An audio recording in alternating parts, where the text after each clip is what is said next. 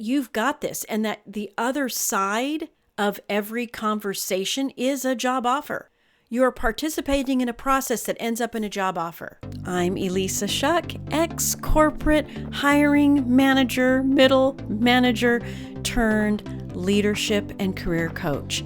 It wasn't all that long ago that I experienced layoffs, narcissistic bosses, toxic work environments, and leadership challenges that had me wondering, why in the world did I ever get into management? But I've also had 12 career promotions. I co-founded a company. I've made multiple industry pivots and turned around poor performing teams. I've achieved everything I set out to do and imagined that I could do in my career. I created the Love Your Work Life podcast to give you simple, actionable, step-by-step strategies to help you do the same. If you're a high-achieving employee and leader, or you're one in the making who's looking to create a career instead of letting it happen on default, who wants a work life that feels happy and satisfying, you're in the right place, my friend. Let's get started. Well, hello there, my friends. This is, number 3 in my series of landing a job in the new year. Now, as of this recording, it is Q4 2024, and we're in October, and I am of the firm belief that if you are feeling stuck in a job that doesn't feel good for whatever reason, maybe it doesn't feel good because you are working for a toxic boss, been there. Maybe it doesn't feel good because you know you're capable of more and you don't have the opportunities that will give you places for you to expand your capacity and do more and impact more. Been there. Maybe it's that you just desire something new and different. The industry you're in has become boring or frustrating, and you're just ready to make a pivot. Been there. This is how I know, if you're listening to this, you're in the right place. Because I have done all of those things. I have made the changes, made the pivots, given myself a promotion, and there are some key components, some key behaviors, if you will, that I leveraged throughout my career to get everything I wanted. And I'm not saying it was all easy. Some hard things happen in our work life. I was laid off 3 times. One time even got demoted. So there are some things that are going to be challenges that we have to overcome. But that's what's so beautiful about the universal truths that I'm about to teach you, because this will put you in control of your career, whether that's internally or you're actually in job search mode. And I'm kind of putting the focus on job search mode because I imagine there's a lot of you out there who at the beginning of 2024 said, this is the year I'm finally going to get the promotion, stop working for this toxic boss, whatever it is. And here we are in October, and you're still there. You're still searching. You're still stuck, whatever it is. This is your moment. This is the time.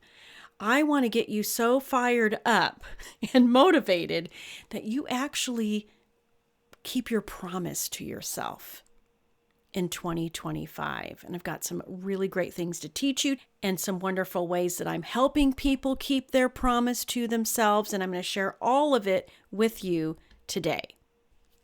So what are these common denominators? What are these things that I've leveraged, these behaviors that I've leveraged and that I see and help my clients cultivate in themselves to land a job quickly. Actually, quickly, pretty easily, stress-free as it can possibly be. There are these common things that have to happen. Now, I know what you might be thinking. Oh, I need to have a great resume that makes it through the ATS. No, that's not the thing. Of course, I want you to have a great resume. But listen, you can have the greatest resume on the planet. You could do some of the strategies that I hear people teaching out there and create a PowerPoint and send it to them and sell yourself. Sure, those things have worked for people, but there are reasons they worked. And it wasn't because the slide deck was so beautiful. It's not because your resume made it through the robots that are trying to eliminate you in the ATS. That's a big myth. We won't go into that. There's plenty of wonderful recruiters who I'm connected with on LinkedIn that will help you understand how all of that works. What I'm talking about are the transformations that you must make in your behaviors, in your thought process, in your mindset, in order to make your move, to land the new job as quickly as possible, to get unstuck. There are 5 things that have to happen. The first one is clarity. You have to have some clarity about what you want. And I learned this the hard way because, quite frankly, I know I can do a lot of stuff. I understand my talents. I understand what I'm capable of. And there was a job search during my corporate life that this actually worked against me because I was applying to lots of different jobs, lots of different things I could do. I was applying to supply chain roles. I was applying to product development roles. I was applying to marketing roles. I was applying to branding. That was okay in the sense that I felt comfortable I could do all those jobs. I was not applying for things that I was not qualified to do. I just have had an advantage of having a really kind of cool, eclectic career, and at the same time, having created some habits in myself that I'm very self-aware and I know how to leverage my skills, strengths, and experience. But the reason this worked against me is because I didn't have constraint. I didn't have clarity. I was applying for anything and everything I was qualified to do instead of getting a clear, focused direction. My friends, direction is what will help you move faster along that path. Think of direction like the current in a river. If you are in your canoe and you're spinning around and you're trying to row upstream and you're trying to cut across, like it just takes a long time, right? Versus figuring out the direction you want to go, finding the river, the path that's going that direction and jumping in. When I figured out that I was spending too much energy going a lot of different directions, applied constraint to my job search, and just made a decision about what I wanted. Sometimes this lack of direction is really just our brain's clever way of keeping us from deciding. So pay attention to that. Be on to yourself when it comes to that. But once I decided on my direction and I put all of my energy into that one direction, instead of spreading my energy out into multiple directions, I landed a job in 47 days.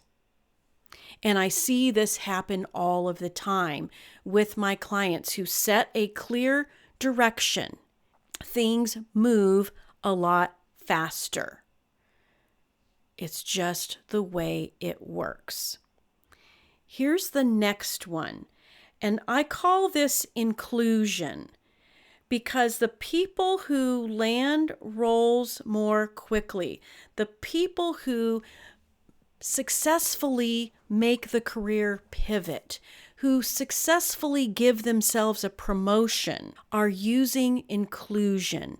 And what I mean by that is you're looking at roles, you're looking at opportunities from the perspective of, what do I have? How can I include myself in this job post? Where are those things that align between me and what is being described here, instead of self-elimination? Self-elimination is the default thinking. Most people look at job posts and say, oh, well, can't do that, can't do this, can't do that, and they never apply. Instead of looking at it and say, oh, well, I can do that, I can do this. Ooh, I bet you my skill here would totally translate to that. That's what I mean by inclusion. Don't self-eliminate. Look for the ways you can include yourself in that job description.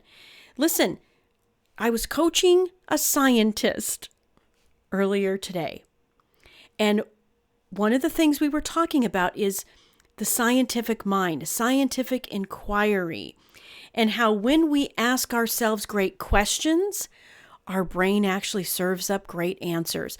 Our brain serves up aha moments, things that we never would have thought of until we ask the question. This applies to you and your career and your job search, is when you ask the question, how does this role fit me? What experience, qualities, traits, characteristics, strengths do I already have that would include me in this role? That is where the magic is. So please use inclusion instead of self-elimination. The next trait, behavior, whatever we want to call it, is detachment. And what I mean by that is you staying unattached from outcomes. And the outcomes are whether or not you get invited to an interview, are they rejecting you, not rejecting you? There's so many outcomes along the way in a job search that you must stay unattached from all of them. As soon as you get attached, as soon as you're getting into this clinging, convincing energy, the more those setbacks, if you want to call it that, the more the rejection, the more painful that is going to be. If you're unattached, if you're unbotherable about anything, the actions and process that are involved in a job search, the more unattached you are, the easier it is for you to sail through. The easier it is for you to quickly regroup and move on to the next thing, because it's going to take some time. You are going to be applying for jobs. You're going to be having conversations. And in order for you to apply your best energy to that process, you've got to stay unattached. I'm not saying don't expect good things. Absolutely. Talk about it with expectations of this is working. This is happening now. I've got this. But you can say all of that without being overly attached emotionally. Say it from a place of internal sufficiency, that you've got this, and that the other side of every conversation is a job offer. You're participating in a process that ends up in a job offer. That's what I want you to be thinking about. I want you to be thinking about the future result, but staying unattached from the outcomes of every little piece of the process along the way. It's so freeing too, to be like, okay, cool. I just planted a seed. I'm just creating the right conditions for something to happen and then letting it go. It's so awesome. Now, the fourth thing is commitment. And by commitment, I want to clarify that commitment isn't this like dogged, frenetic energy of super action, super dedication. What commitment is belief in the strategy. If you've been presented a strategy, and I can tell you, I'm on LinkedIn for hours a day, many hours a week. And if you go there, you could see a lot of conflicting messages. Try this, don't do that. Do this, don't do that. What I want you to do is pick a strategy and then commit to it. And by commit, I mean belief in it. You saying to yourself, this is what's working for me. If the strategy resonates with you and you commit yourself to it, it works. Now, I love the strategy that I teach because I've seen it work over and over and over again. It's worked for me. It's worked for hundreds of clients that I've helped. We'll get into the strategy in one of these other episodes. But whatever strategy you pick, make sure it's one that you feel connected to, that it does resonate. Commit to it. Believe that it's working for you. Decide that this is happening now. This strategy works. Now, this is not to say that if you try a strategy for a while and you're not getting any results, please don't live the definition of insanity and keep doing the same thing over and over again and expecting a different result. It's okay to tweak your strategy. It's okay to change your mind. There's no weakness in changing things up a little bit. But once you find something that's giving you some results, stop frenetically looking around at everybody else's opinions. Stick with what's working for you. And the last one is ownership. And this is so important because this is about knowing your professional value and worth instead of operating out of doubt and lack. Ownership means you know what you're about, you own your experience, you own your strengths, you know that you're valuable and worthy, and you are cool putting yourself out there and leveraging all of that.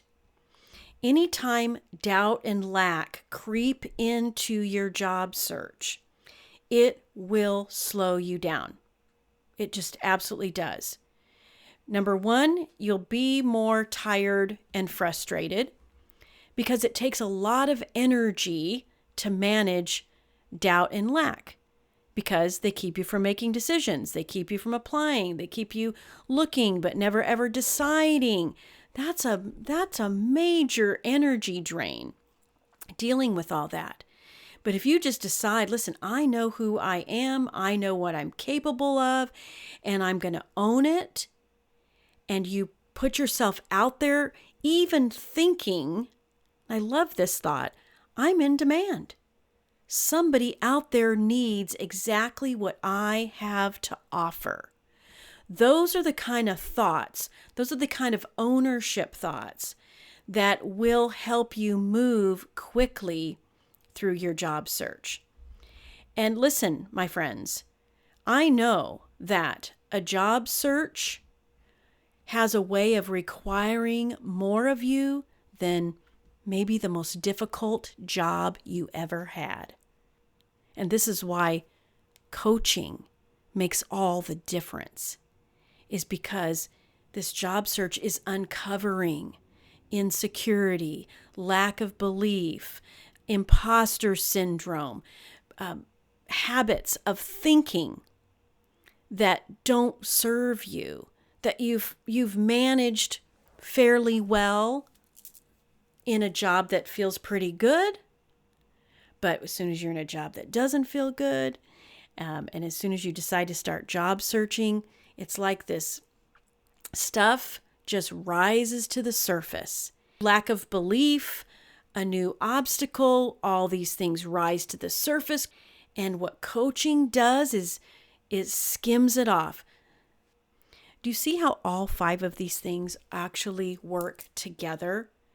They are interrelated. This is how you navigate those career moves. This is how you get out of the toxic workplace.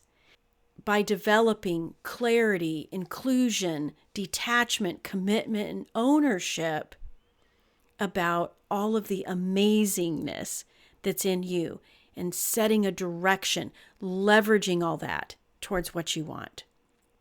It's coaching that comes alongside you to develop these behaviors, not just for the job search at hand.